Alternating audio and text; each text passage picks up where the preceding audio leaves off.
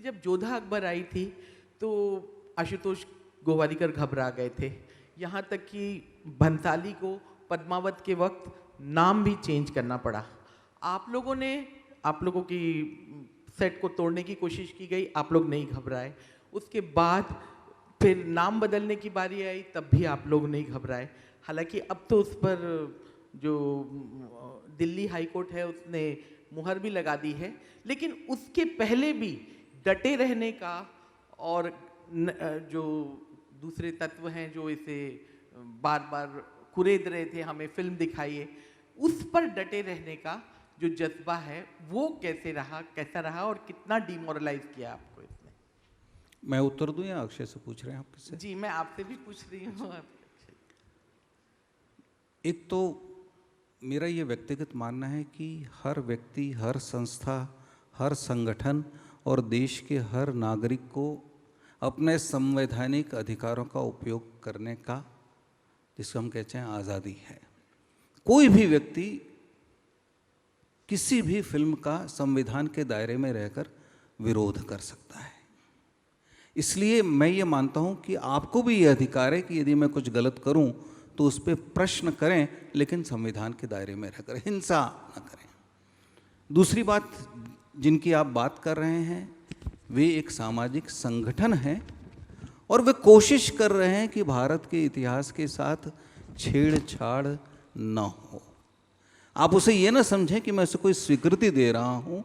मेरा ये मानना है कि समाज में आप हर दिन देखते हैं, चाहे ट्विटर हो, टेलीविज़न हो, हर विषय को लेकर विवाद होता है। हम लोगों की जो मंशा थी कि हम पृथ्वीराज की स्मृति को हमारी श्रद्धांजलि दे रहे हैं।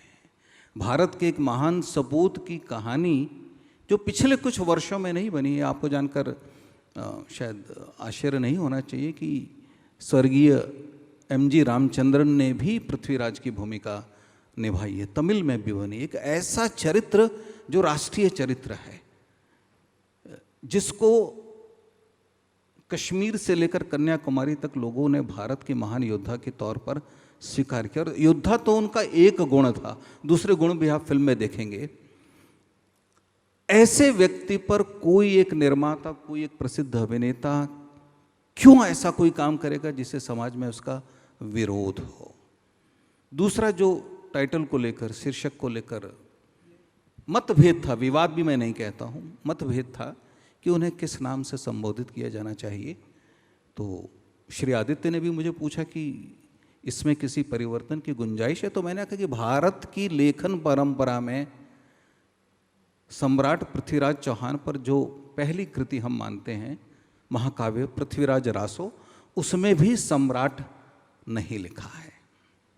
दूसरी जो कृति है पृथ्वीराज विजयम, जयनक, जैसे चंदबरदाई उनके कोर्ट पोएट हैं, उसी तरह से जयनक भी उनके कोर्ट पोएट हैं जो कश्मीर से थे। उन्होंने भी पृथ्वीराज विजयम नामक काव्य लिखा। उसके बाद हाल में 2015 में भी संस्कृत साहित्य में पृथ्वीराज चरित्र, कहीं सम्राट इसका उल्लेख नहीं है। मैं इससे ये नहीं मानता हूँ कि इसमें जोड़ा जा सकता है, लेकिन आपको जानकर फिर आश्चर्य नहीं होना चाहिए कि हम जब दिल्ली जाते हैं तो एक सड़क का नाम भी है पृथ्वीराज रोड। किसी भी व्यक्ति को उसके नाम से संबोधित करने में मेरा व्यक्तिगत मानना है कि किसी को चोट नहीं लगनी चाहिए। मैं राम को राम भद्र भी बुलाता हूँ, श्री राम भी बुलाता हूँ, राम भी बुलाता हूँ। तो गुजराती में एक कहावत है, हरि तारा नाम 6000, कोणा नामे लखवी कंकोत्री। मतलब हरि तुम्हारे नाम है 1000, किस नाम से?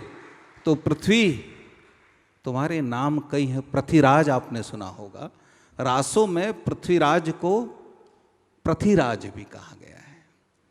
तो एक ऐसे पराक्रमी को आप जिस नाम से पुकारें, स्नेह से पुकारें, मुझे लगता है समाज को उसे स्वीकार करना चाहिए। और हमारे ये भाई जिनके मन में अभी किसी प्रकार की शंकाएं, मैं विरोध भी शब्द नहीं कहता हूँ, उनके मन में शंकाएं हैं, जब वे फिल्म देखेंगे मुझे लगता है उन्हें संतोष होगा और वे हमारे काम में सहायक होंगे।